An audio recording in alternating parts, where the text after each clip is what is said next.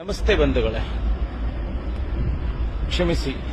ನಾನು ಇವತ್ತಿನಿಂದ ಅನಾಥ ಅಂತ ಹೇಳ್ಬೋದು ಅಥವಾ ಸನ್ಯಾಸಿ ಅಂತ ಹೇಳ್ಬೋದು. ನಾನಿವತ್ತು ಇಡೀ ನನ್ನ ಕುಟುಂಬವನ್ನು ತ್ಯಜಿಸ್ತಾ ಇದ್ದೇನೆ.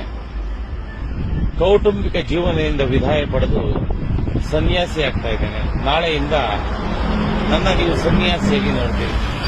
ಇದಕ್ಕೆ ಕಾರಣ ನೇರವಾಗಿ ಹೇಳ್ತೇನೆ. ನನ್ನ ಶ್ರೀಮತಿ ಅಂದ್ರೆ ನನ್ನ ಹೆಂಡತಿ ದೇವತೆ ಸಮಾನ, ಆದರೆ ಹನುಮಾನಸ್ಥಳು.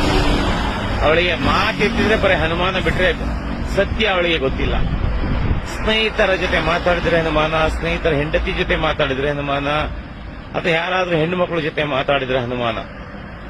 ಅವಳಿಗೆ ಅವಳ ತಂಗಿ ಒಬ್ಳಿದ್ದಾಳೆ, ಲಕ್ಷ್ಮಿ ಅಂತಿಲ್ಲ. ಅವಳು ವ್ಯಭಿಚಾರಿ. ಮದುವೆಯಾಗಿ 10 ವರ್ಷ ಆಗಿದೆ, ಇದುವರೆಗೂ ಗಂಡನ ಜೊತೆ ಮಲಗಿಲ್ಲ. ಪರಪುರುಷನ ಜೊತೆ ಎಂಜಾಯ್ ಮಾಡ್ತಾಳೆ. ಅವಳ ಮಾತು ಅವಳಿಗೆ ವೇದವಾಕ್ಯ. ಅವಳ ಮಾತು ನನಗೆ ಜೀವ.